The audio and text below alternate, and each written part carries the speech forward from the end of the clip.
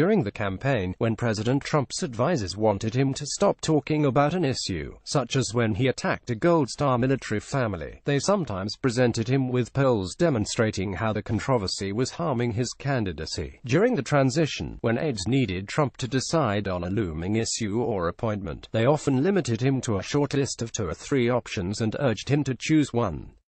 And now in the White House, when advisors hope to prevent Trump from making what they think is an unwise decision, they frequently try to delay his final verdict, hoping he may reconsider after having time to calm down. When Sen. Bob Corker of Tennessee described the White House as an adult daycare center on Twitter last week, he gave voice to a Trumpian truth: the president is often impulsive, mercurial and difficult to manage, leading those around him to find creative ways to channel his energies. Some Trump aides spend a significant part of the time devising ways to rein in and control the impetuous president, angling to avoid outbursts that might work against him, according to interviews with 18 aides, confidants and outside advisors, most of whom insisted on anonymity to speak candidly. White House Chief of Staff John F. Kelly takes questions during a news briefing at the White House Thursday.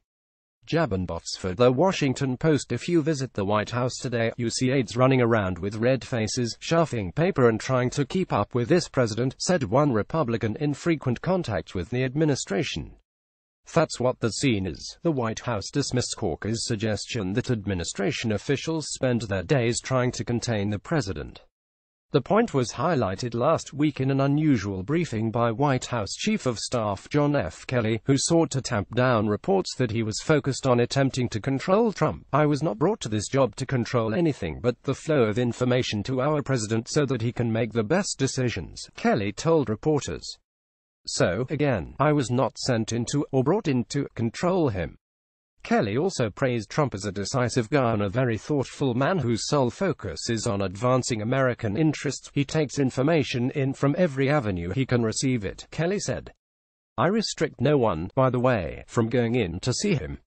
But when we go in to see him now, rather than onesies and twosies, we go in and help him collectively understand what he needs to understand to make these vital decisions." Trump is hardly the first president whose aides have arranged themselves around him and his management style, part of a natural effort, one senior White House official said, to help ensure the president's success. But Trump's penchant for Twitter feuds, name-calling and temperamental outbursts presents a unique challenge.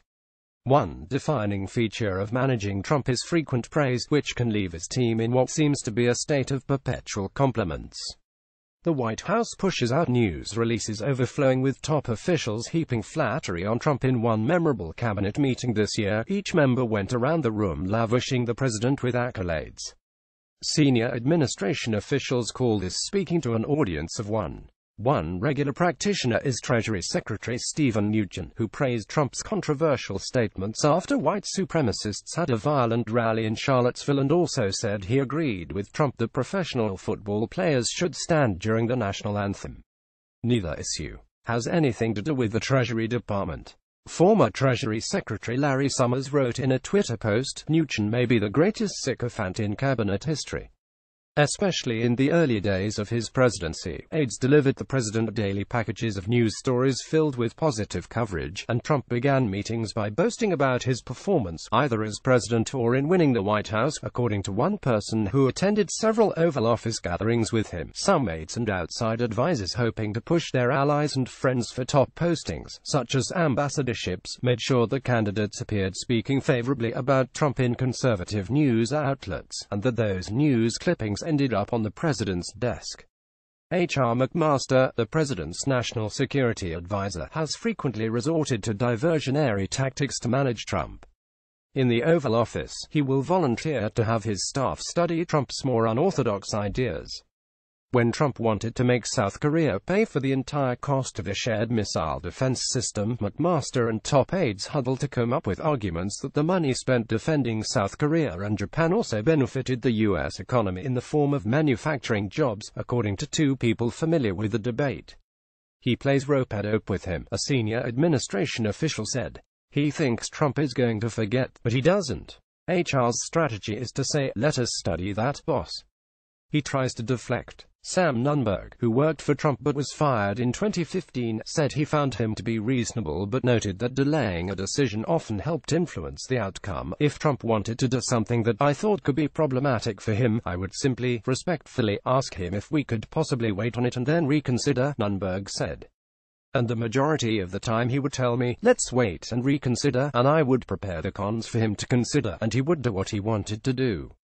Sometimes he would still go with a decision I may have disagreed with, and other times he would change his mind. Of course, the president chafes at the impression that his aides coddle him or treat him like a wayward teenager.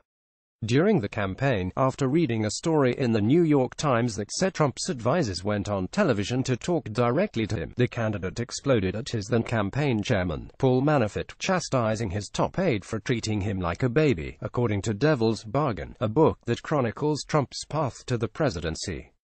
Some aides and advisors have found a way to manage Trump without seeming to condescend. Perhaps no cabinet official has proven more adept at breaking ranks with Trump without drawing his ire than Defense Secretary Jim Mattis, who has disagreed with his boss on a range of issues, including the effectiveness of torture, the importance of NATO and the wisdom of withdrawing from the Iran nuclear deal. The president appreciates how Mattis, a four-star Marine general, speaks to him candidly but respectfully and often plays down disagreements in public. A senior U.S. official said that Mattis' focus has been on informing the president when they disagree, before the disagreements go public, and maintaining a quiet influence. Unlike his fellow cabinet secretaries, Mattis has also gone out of his way not to suck up to the president, a stance made easier perhaps by his 4 decades in uniform and his combat record. At the laudatory cabinet meeting this summer, he was the lone holdout who did not lavish praise on the president. Instead, Mattis said it was an honor to represent the men and women of the Department of Defense. Mattis has also worked to get on Trump's good side by criticizing the media for putting too much emphasis on his disagreements with Trump. I do my best to call it like I see it, he told reporters in late August. But right now, if I say 6 and the president says half a dozen, they are going to say I disagree with him. So let's just get over that. When he has broken with the president, Mattis has done it as subtly possible. This month he said it was in America's interest to stick with the Iran nuclear agreement, which Trump called the worst deal ever, but voiced the opinion only in answer to questions from the Senate Armed Services Committee. Corker's quip comparing the White House to a daycare center on October 8 came in the middle of a feud between him and Trump, who attacked Corker by tweeting that the retiring senator didn't have the guts to run for re-election and had begged for his endorsement. Corker fired back on Twitter and in a New York Times interview, warning that Trump was running the White House like a reality show and that his reckless threats against other nations could put a country on the path to World War III. I know for a fact that every single day at the White House, it's a situation of trying to contain him, Corker said, adding later that most GOP lawmakers understand the volatility that we're dealing with and the tremendous amount of work that it takes by people around him to keep him in the middle of the road. Trump seems to hold many Republican lawmakers, and some members of his own cabinet, in similarly low regard. Several people who have met with Trump in recent weeks said he mocks other officials in Washington, especially fellow Republicans. In a meeting at the White House last month with House and Senate leaders from both parties, for instance, Trump upset Senate Majority Leader Mitch McConnell, RKY.